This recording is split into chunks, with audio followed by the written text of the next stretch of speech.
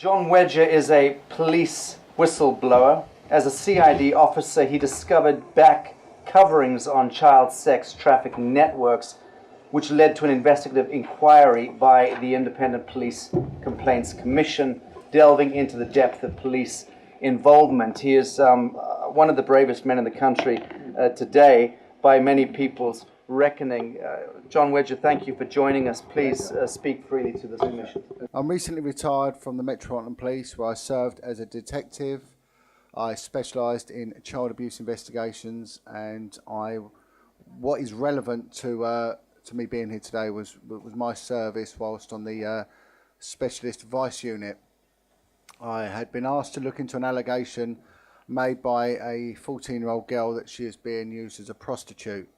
On looking into it, it appeared that this girl was one of many. She gave me another girl, who in turn gave me another, and it just spiralled. Very, very quickly, we had dozens of young kids aging from 9 to 14 years old. All of them were subject to care orders, either looked after or, in placements, homes or whatever, but all known to the social services. A lot of them were known to the police for being missing persons and everything else. And all of them were addicted to crack cocaine and heroin, and were all being pimped out, as the term goes, by one person, which was a female prostitute who was very well known to the Met Police. And this woman had alleged connections with high-ranked officers, and also a local magistrate, and someone that was high up in executive status in the BBC. This woman seemed to work with impunity for many, many years, and when looking into it, this actual racket had been going on for a long, long time. What I did was I exposed my findings. I committed them to paper in what was just a basic intelligence report, and I took it to a senior officer. And what I must say, that this isn't the first time that I'd been shut down for exposing child abuse offences. A couple of years prior to that, if I may jump the timeline, I was on an inquiry looking into transient paedophiles that had failed to register, and I found out that they were residing on canal boats within the inland waterway network of the UK. They had information from within the prison service that there were two paedophiles that were living on boats. Now, boats had a lot of poignancy in as much as there was freedom to travel. The canal network was very, very old and therefore didn't get policed, and children like boats. And the BBC had a programme at the time which sort of, it was to do with two little dolls that lived on a canal boat called Rosie and Jim, and it was tied in at the same time as I was looking into this, so kids were drawn to the waterways. I'll get back to the main story, but the reason for telling this bit was that I was told that there were two sex offenders. I was asked to look into it as a field intelligence officer, and if I found another two within a set period of time, they'd be happy. Within that period of time, I'd found 90. I came into work, and I was told by a high-ranked officer that the inquiry had been shut down, and the reason given was that they couldn't afford the funding for me. But I had been approached by a Scotland Yard detective who told me, he said, when you investigate any crime and you do well at it, you get praised. When you look into child abuse cases, the opposite happens. Be very careful. He then told me about a cabinet minister that they'd investigated on a few occasions, and on each occasion they'd been shut down. So I was aware that this had gone on. When I questioned the senior officer about, the real reason, he told me, John, I'm so sorry, it's come from high up. There's nothing I can do, and promised me any job I wanted. So I moved on to the vice unit. So I was expecting to be praised for what I found out. Each day a new child will be found, and it was just spiralling. I was brought before someone who is now a very, very high-ranked officer in the UK indeed. And he sat me down and he said, John, I've got to be very upfront with you. And I said, well, I'd like to be upfront with you, Governor, as well. And he said, you're, out of all the officers I've got here, there was about, 40 officers, he said, you're the second best one I've got. which was a good accolade. He said, but unfortunately, you've dug too deep. What the hell have you done? Now, on a personal level, since the beginning of 2000, I'd brought up 4 children on my own, and this was common knowledge within my unit. And he said to me, if you ever disclose what you found out, you will lose your home, your children, and your job. You must shut the F up. And he said, you will be thrown to the wolves. You have no idea who and what you are dealing with. He said, I'm warning you now, you must back away. And then he said something quite strange, and he said that if you say a word of this, and even if you make a complaint, it will come back to me and it will go in the bin. I and no one else will ever betray fellow rank. Shut your mouth. So I walked away from that investigation, and I moved on. I was offered to stay, but I couldn't. What was very strange was that the main witness, the young girl that came forward, was found dead in the street very shortly afterwards on a suspicious drug overdose, which sort of compounded matters. I then moved on to work on child abuse investigations, which is slightly different to vice, and I can, if I have the time, explain why there is this compartmentalisation within these institutions. And it's all down to remits and justifiable reasons for actually doing nothing as opposed to doing something. I went on to a child abuse unit in one of the poorer boroughs of London, and I was asked if I would like, as well as an investigator, take on a second role dealing with various sort of issues they have. And I was told you'll get a day here and there to go to a meeting. And I asked to look into if anyone was dealing with children's homes. I was told no, there was an officer that was dealing with children's homes, but she left 2 years ago, and she didn't do anything anyway because nothing happens, there's no problem.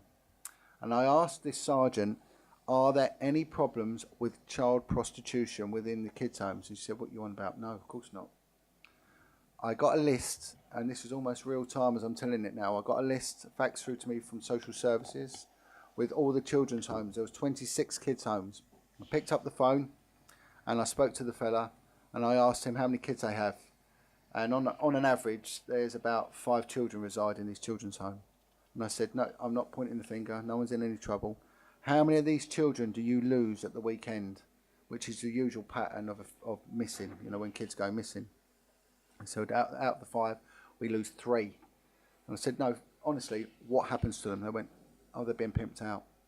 So I'd found this officer that had dealt with it for years had found none.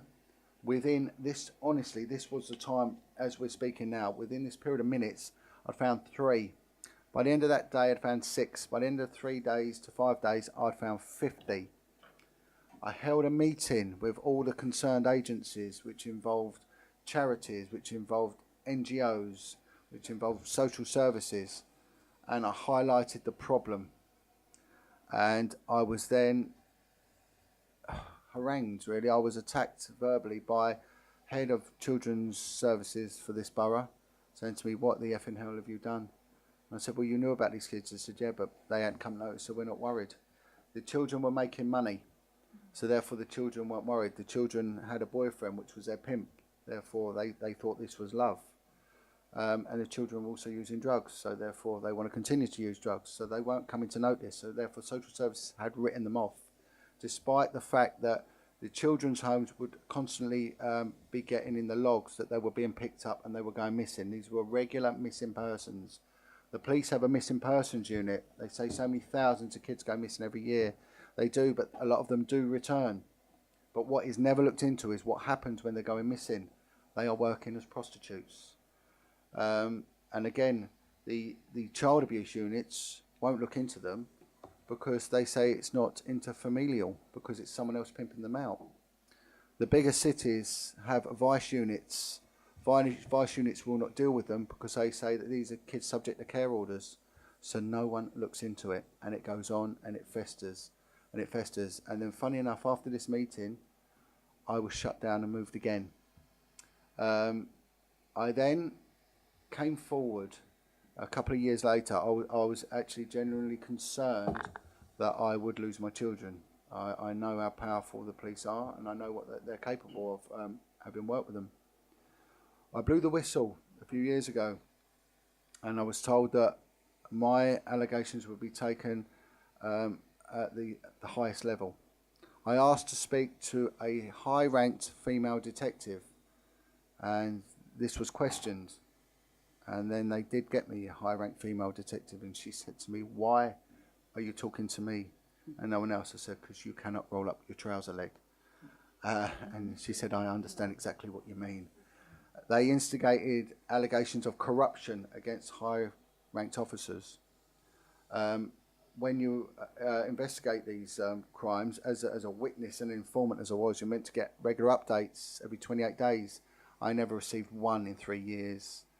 The matter was passed from one unit to another unit. It ended up with the IPCC, who again did nothing and failed to update me despite the fact that they had corroborating evidence.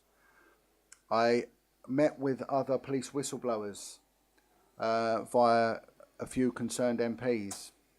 One of them was a lady called Maggie Oliver, who had exposed the scandal in Rochdale. Another one was a man called Lenny Harper, who had exposed the horrendous goings on at a kids' home called Hope de la Garenne in Jersey. Each one of them echoed each other. They both said, "They're going to come for you, and they will come hard." And I said, "What do I expect?" They said, "Right, you will be served with gross misconduct papers. You will be interviewed, they will find against you, you will be sacked, and you will probably face a court case and may go to jail." Now, the threats that was echoed to me: you'll lose your home, your job, your children. At the same time, the police stopped paying me. I went without wages for nearly 3 years. I had 3 children at home, 4 children, sorry. Then what happened was that they served me gross misconduct papers, and I was told what it will be for data protection violations, which seems to be a common occurrence. I got served with numerous data protection violations. Each one could have given me a 2-year prison sentence. And this continued and continued. Now, what also happened during this period was that one of my children was involved in a life-changing and catastrophic accident in which he was initially declared dead. They revived him. He was on life support for many, many months. I got a call from the hospital to attend the hospital where they had actually lost him. He'd been dead for 10 minutes. So I was called down to the hospital to basically identify him. I turned up and they had actually revived him within this period, but they deemed him as brain dead, although he was on full 100% life support. A colleague of mine was so concerned, as I had no money, and for 3 days I slept in my car and stayed by my son's side. My son actually made signs of life, and I was able to return home. But my colleague had brought this to the attention of senior officers, just saying, you know, you've got to help this man. He's actually done nothing wrong.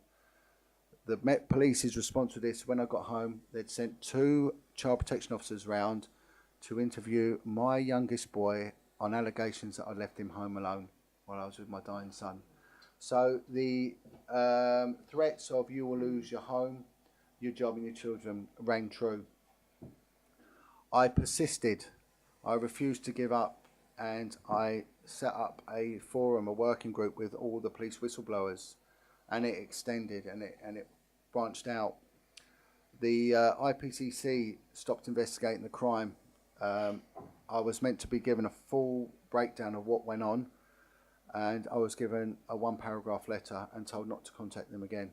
We're not investigating it. Their answer was that the 3 high-ranked officers that I'd accused of corruption, they went and spoke to them and they denied it, and that was the extent of their investigation. And all them years as an investigator, I've been doing it wrong.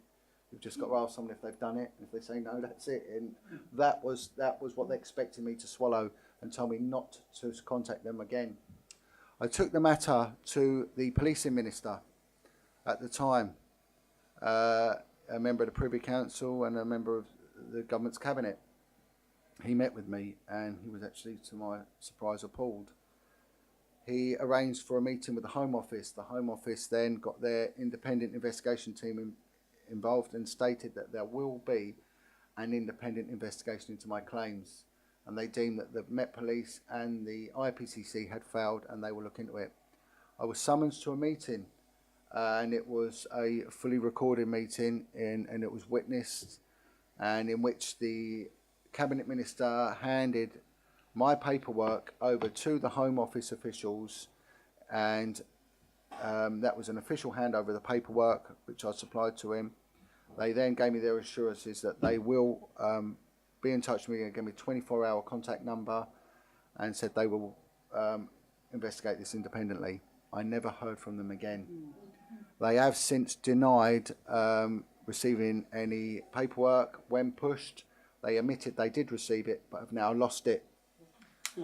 We are seeing police failings in respect to child prostitution hemorrhaging in this country, but we are seeing them on a provincial level. We're seeing them in Rochdale, Blackpool, Rotherham. We're seeing them in Oxford, Aylesbury, Swindon, all on a provincial level. London is one of the largest urban conurbations in the Western world. It has got one of the biggest police forces. We haven't heard one thing about organised child prostitution in London, and the reason being is that those high up have been covering it up, and this goes right to the heart. I was met with, as I said, Lenny Harper. Children were killed at Haute de la Garenne, in which Lenny Harper had forensic evidence, which was then went missing. And he said to me, "Be careful, what you're looking at will go right to the heart of the establishment." I sat down with the Commissioner of the Metropolitan Police, Cressida Dick, and I explained to her what was going on. And I explained the dynamics of how you groom a child. I said, I can take a child out of a care system. I can groom that child. I can have sex with that child. I can get my friends to have sex with that child. I can pimp that child out. You have not appointed one officer to investigate that. Yet if I leant over my fence and called my neighbour a derogatory term, I'd lose my home, my job, I'd be signing on a register, and I'd never work for the Met Police again. How is that justifiable? How is it justifiable? I now work with victims and survivors of abuse. I help out with recovering alcoholics and drug addicts. I'm working in collusion now with one of the most notorious gangsters the UK had, and the convicted murderer, Chris Lambriano. And I've never had such support and compassion from these people, yet the police would have had me swinging from a rope if they've had their own way. When we look at our prison service, we look at our prison system, 75% of inmates are illiterate. This is in the UK, they're illiterate. 75% of our inmates have come from abused backgrounds. We have a recidivism rate of 75%. The system does not work. Child abuse is at the root of all of this. Child abuse units, when I was on them, I've worked on many specialist units in the police. I've worked on units that have been anti-government. I've worked on units that have been financial crime. You get given a car, you get given an expense account, you get given unlimited overtime. When I was on child abuse, we had a car between 10 of us. I worked with 3 alcoholics because the work was so horrendous and impactful. We had no respite. We were worked till we were dropping, and we would have appointments to see psychiatrists every 6 months, but they weren't to sign us off. They were to keep us going, to say, "Oh, you're all right, you're all right. Keep going, keep going." They deliberately underfund anything to do with child abuse, deliberately, and it's done for a reason. I had many informants that came from the street. They were beggars, they were drug addicts, they had all been sexually abused as children. One of them told me of a scenario when he was in a kids' home at the age of 4, was raped on his first night by a Catholic priest. He then went on to be raped daily and whipped and beaten. He became a drug addict, and he ended up as a rent boy on the street at an area of the West End where I used to work as a vice copper. And that was what was classed as the meat rack in Piccadilly Circus, where young boys were openly picked up for the purpose of prostitution. It was known about. He went to get in a car, and he was in trouble. He needed drugs, so he needed the money. And he had a pimp, and he said a pimp wasn't a bad thing. A pimp actually looked after me. I was safer with a pimp on the street than I was in a kid's home. He went to get into a car which was a white Rolls Royce with 2 men in it. and his pimp said, "Don't go in that car." The last two boys went in there. They killed them. We never saw them again. He gesticulated for the driver to drive around the block, and his pimp didn't see this. His pimp thought he'd walked away, but he didn't. He got in the car. He was then taken to a very affluent part of London called Hampstead. He was then subjected to 3 days of torture and sexual violence, in which he said that they knew that they'd killed him. And he said they dumped his lifeless body on Hampstead Heath by the Royal Free Hospital, believing he was dead. And he said, what shocked me more, John, was the fact that these two men, they were well dressed, they had a big house, and they were actually getting ready to go to their niece's wedding whilst they were dropping my lifeless body off, perceived lifeless body off, on a bit of heath ground. Yet it goes on consistently. Back in 2003, the justice system brought in what they called the Bad Character Act.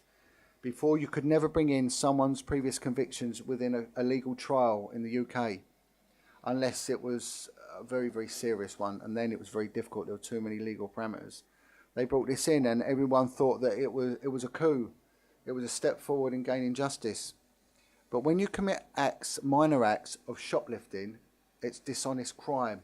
You are then deemed a dishonest person. Every person I dealt with, every street person, every crack-taking prostitute had been abused as a child. They all committed dishonest crime to stay alive. Right? They shoplifted. They pimped themselves. Whatever they did it to survive, to buy their drugs, to carry on. So whenever they were brought in a trial as a witness, they were instantly deemed as dishonest. And this is what we're seeing now when people are coming forward. They are rubbish and they're broken. And one of the startling things that occurred was back in the beginning of 2000, they brought over Mayor Giuliano from New York to preach to us on a thing called the broken window theory. And what his theory was that if there was an area that of depravity that had a broken window or a damaged bus shelter, clean it up, smarten it up. You won't get your drug dealers, you won't get your shoplifters, you won't get, your robberies, that all these crimes that are in the periphery around sort of poverty and everything else. And therefore, your society gets better. Smarten these broken windows up. It was naive at the least. Where is this timeline taken back? The fact is they're doing drugs because they're paying for heroin. They're on heroin because heroin is an analgesic. It's a painkiller. Pain can be mental, emotional, as well as physical. And the majority of them were there doing the drugs because they come from the care system. The care system that had appallingly let them down, and that they had been sexually abused, and they had no way of processing the damage that had been done to them. Our judicial system sets them up to fail. It follows them through from cradle to grave. These kids are known about, yet nothing happens. They grow up, they become bad in class, they become violent. They get reported to the social services, yet the problem is still not addressed. They then commit minor acts and end up before the juvenile courts. Again, nothing is done. They commit then heavier acts, robberies, or whatever, and end up before the magistrates' courts, yet nothing is done. They end up before the Crown Courts, and ultimately they end up going before the coroner's courts. Yet throughout all this circle, nothing ever breaks it. The people that are paid a good living wage to stop this are failing it. And sometimes it's deliberate, sometimes it's apathy, sometimes it's ignorance. I've just come back from Rotherham, a town a small steel town in the northwest cluster of the UK. I met with a social worker who had exposed the child prostitution problem. She ran an outreach group, and the kids would come into her, and then one would tell her, another, and she looked into it. It was organised prostitution. It's a small little town. 2,000 children were being pimped out. She got attacked. She got attacked from the police. Her husband nearly lost his job. It nearly brought her to this point of suicide. And this is what they do. It's orchestrated, and it was manipulated at the highest echelons. And she said it was coming from the high-ranking officers, and it was. But yet all they would offer up would be the lower-ranking officers for some form of malfeasance, whatever. But it is being orchestrated at the very top. My investigation showed a strong link with high-ranked officers and organised criminals. I spoke with another child abuse investigator in a quite high-ranked officer, and I spoke to him from Manchester. Again, he had a proven link between high-ranked officers and organised criminals and child prostitution there. We had a glimmer of hope in the form of a chief constable, a commissioner of police for a county called Wiltshire. The man's name is Mike Veal. He stood up and he investigated child prostitution, child trafficking, child abuse, everything else, but it involved former Prime Minister Ted Heath. He turned around in Parliament and he said, if they can attack me, because he come under attack, and he said he came under attack from places he didn't even know existed. And he said, if they can attack me, God knows what they'll do to John Wedger, which in a way was a bit of an accolade. And I spoke to him and he said, it's just vile, John. It is vile. I then looked at how many police officers, the policeman's biggest fear is going to prison. And they know it. They know it. This is deliberate. What we're looking at is deliberate. I was a good guy. When you're a policeman, you take an oath, and your oath is, I will act without fear or without favour. Someone said to me, John, do not base your own bravery on others. Don't judge others for the lack of bravery and commitment shown. I do not see myself as brave. I see myself as a man who believes in protecting the vulnerable, doing God's work, and doing what my oath said, to act without fear or without favour. They are going against their oath. And I said, we will look at this word fear, shall we? What are they frightened of? Telling the truth. Where the real fear lies is this young child laying in a kid's home at night, and they're coming and they're taking the blankets from over him. That's the real fear. You know, we need to get a grip. You come under attack, and you do come under attack, and it's painful when it hurts, and it does do its best to destroy you. Maggie Oliver said to me, John, I was going to prison. The CPS turned round and said, we've got enough evidence. If you don't come to some agreement, admit to whatever, then you're found guilty, you will go to prison. She had to tell her children she was going to prison. The CPS in the end with me turned around and said John Wedger's mitigation was so powerful we could never convict him. I said to them, I submitted my statement prior to any trial. I wrote a statement and I gave it to Cressida Dick and said, here's my statement. Whatever you say I've done, I've done. I don't care. But I will not be tried by you. I will be tried in a Crown Court. And I will be tried by my peers, and I will be tried fairly. I've done nothing wrong, and I listed every single person from the bottom right the way up to the top. Who was involved, who knew about it, who did nothing, who then did nothing, who did nothing. This went right up to Bernard Hogan-Howe and now to Cressida Dick. Bernard Hogan-Howe knew about this. The campaign of bullying on me was orchestrated under his command. He has now been appointed by the House of Lords to look into child grooming gangs and how they existed. Well, I might save him the trouble. I can do that for him. You know, it is wrong. It is wrong there. Looking now, I was asked to make an address to Lord Pearson's office regarding the presence of grooming gangs and how it works, how it's the mechanics of it all. They're looking at it from a very sort of religious background, that it's Muslim gangs. This is a bigger picture. This is a bigger picture. Kids are a commodity. And one of the things which I want to refer back to is yourself, Commissioner, to my right, mentioned about the Marc Dutroux. Whenever I give a talk, you have to make things relevant.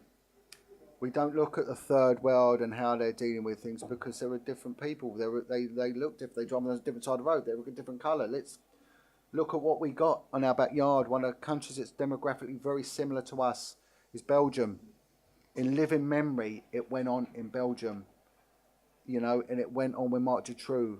And the kids that came forward were so pigeonholed in what they could talk about. Anything that went outside of Marc Dutroux, they weren't allowed. I think it was 23 to 25 civilian witnesses died in the lead up to the trial. 90. Unbelievable. Total 90. Absolutely unbelievable, yep. And then the people took the power back. They blew the windows out with the fire engines of the parliamentary office, and then they sprayed horse manure all over the building, and they took to the streets, didn't they? 500,000 people. 500,000 people. And what do? We only kick off when someone throws a cat in a wheelie bin. If we allow our children to be attacked and preyed on in this way, we have failed as a decent and moral society. And we are doing that. And we are doing nothing. It has to stop. And they have to back. I don't want no glory, but people like myself, we need backing. And we need it. Absolutely.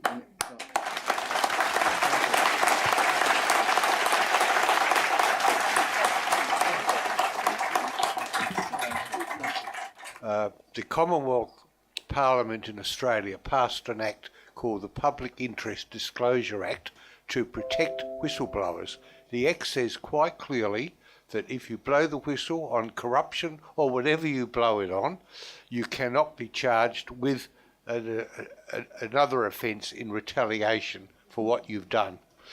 2 Supreme Court judges in Australia have said the act does not apply.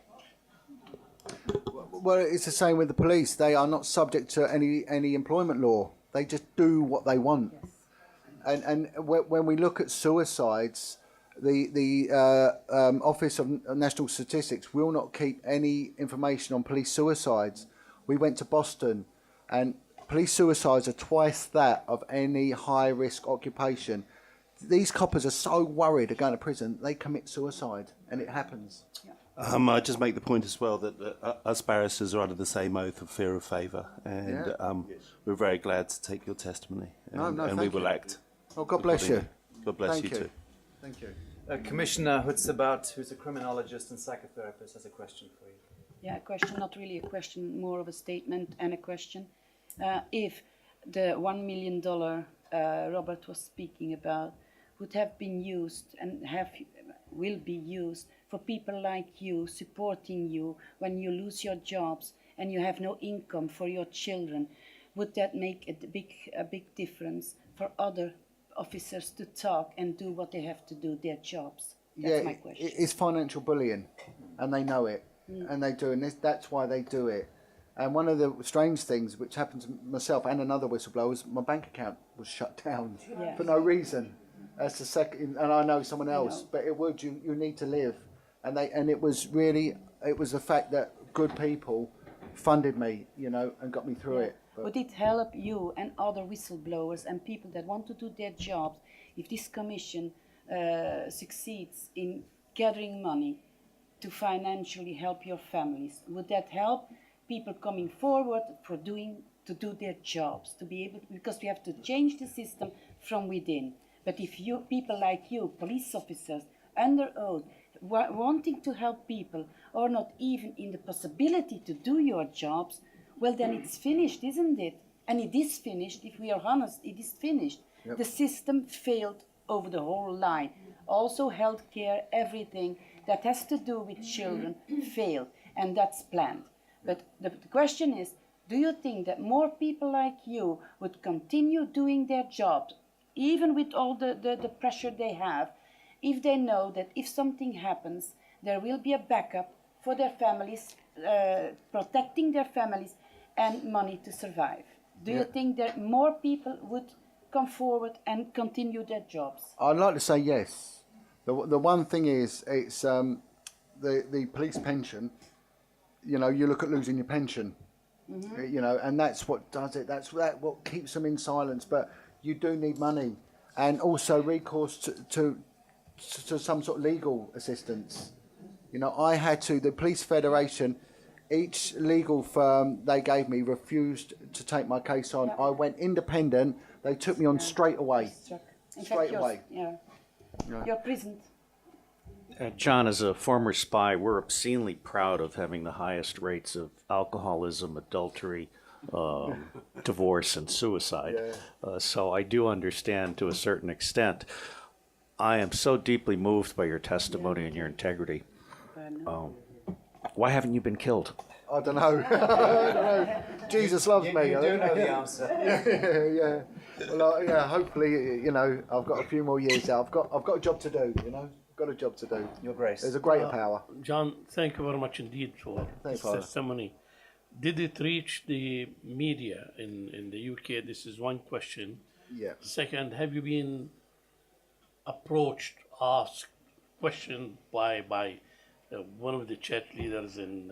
But I'm glad you asked that. The media, one of my saving graces, and it didn't meant to happen.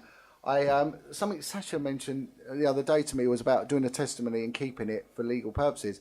I actually did an interview with the UK column with a man called Brian Gerrish, and he said it was too hot to handle and put it out online. And I thought, oh my God, what's he done? But it actually saved me. It saved me. So the alternative media really did help me. When I left, the national media have been okay. There's been a couple of good journalists. One of the journalists has tried to move it forward, but gone now to a different paper, and they won't touch me. But the other thing is, I'm a Catholic, and I wrote to Vincent Nichols, and he said, nothing I can do. So other Catholics got together and wrote to him and said, why? If you can't do anything, then why are you there? And he said, I'll see what I can do.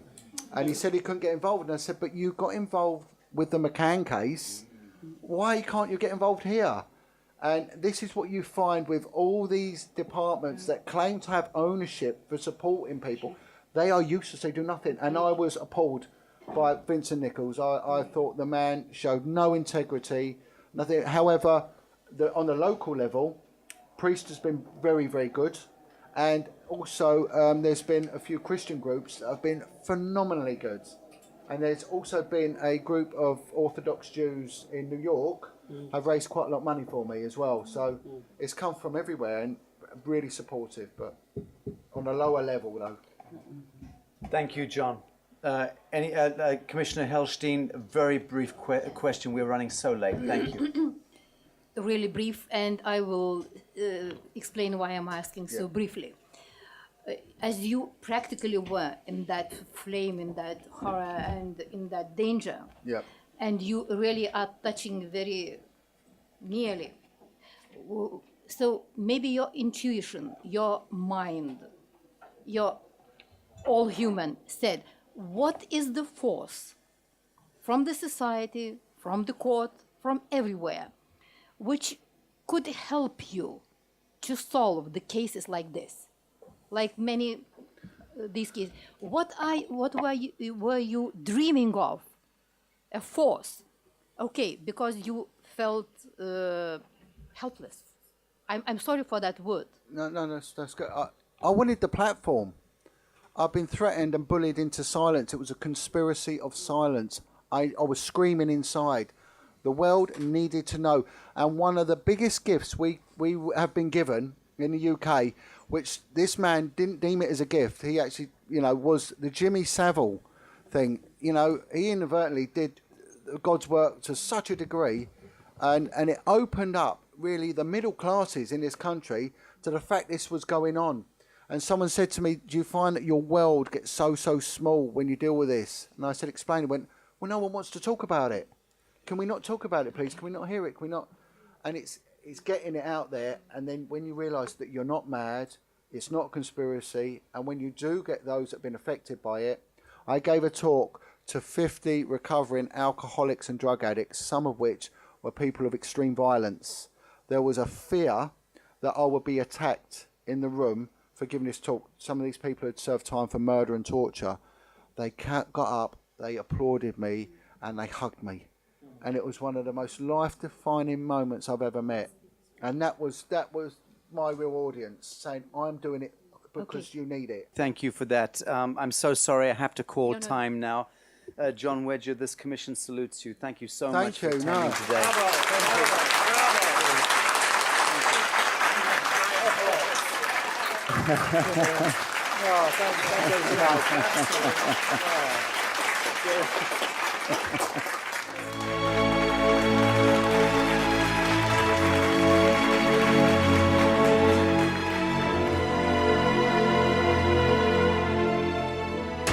Are the power behind the ITNJ.